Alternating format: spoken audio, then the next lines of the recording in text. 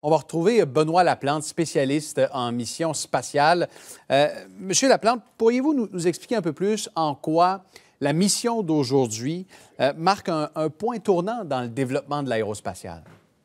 Pour les Américains, surtout, c'est la première fois qu'on retourne en orbite à bord d'un véhicule américain depuis la fin des navettes en 2011. Donc, pour eux, depuis ces années-là, on se fiait sur les bons vieux Soyouz avec les Russes. Maintenant, à partir de maintenant, on a enfin nos propres lanceurs qu'on peut lancer de sol américain et puis on peut les faire revenir aussi, je dirais pas du sol, mais dans l'eau américaine, si on peut dire ainsi. Donc, pour eux, c'est vraiment là, le début. On a, depuis ce temps-là qu'on faisait des tests avec les capsules Dragon pour du réavitaillement à la station spatiale. On a fait un test de démonstration sans personne à bord et là, on a vraiment montré qu'on est capable, avec deux membres d'équipage, de faire une visite à la station.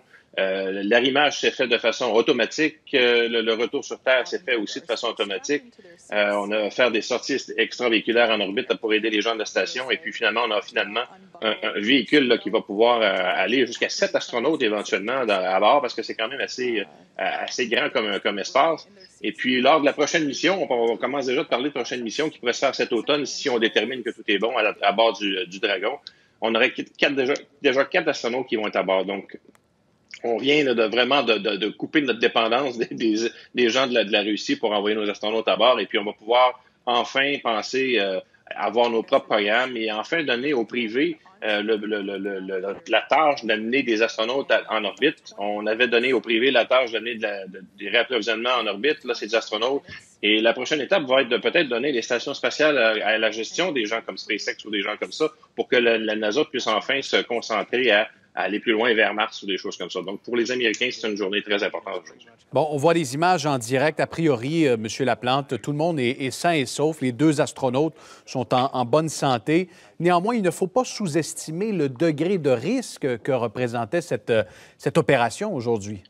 Absolument. Et puis, vous savez, quand on revient sur Terre, on ne sait jamais exactement ce qui va se passer, l'angle, la vitesse, et puis où est-ce qu'on va tomber. Est-ce que les parachutes vont s'ouvrir de la bonne façon?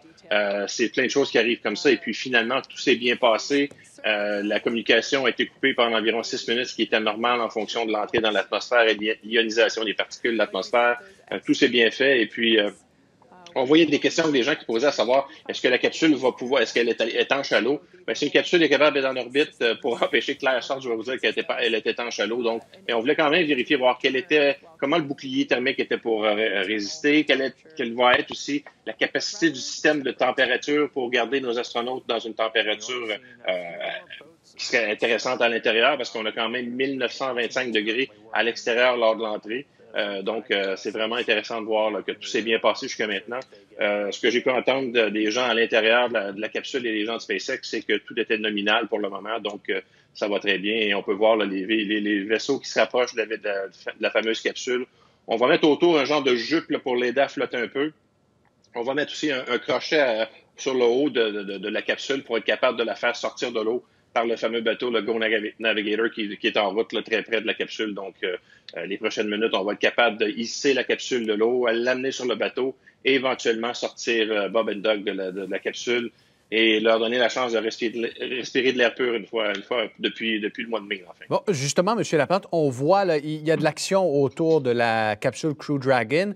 On voit un homme qui semble être attaché à la capsule. S'agit-il d'un astronaute ou là, on est en train d'ouvrir la portière? Pourriez-vous nous décrire un peu ce qui se passe? Non, on n'ouvrirait pas la portière de la capsule avant d'être sur le bateau Go Navigator. Okay. Tout simplement, ce qu'on fait, c'est qu'on va installer un genre de jupe autour, comme rappelez-vous les fameuses capsules Apollo, pour leur donner un peu plus de stabilité dans l'eau, parce qu'il faut vous dire que nos astronautes ont été en apaisanteur pendant 2 mois, et puis là, se faire bouger comme ça par les vagues, le mal de cœur peut leur arriver assez rapidement. Donc, on va essayer de stabiliser la capsule un peu, et c'est seulement qu'une fois sur le bateau là, qu'on va les faire sortir. Donc, c'est une opération qui pourrait encore durer plus d'1 heure, là.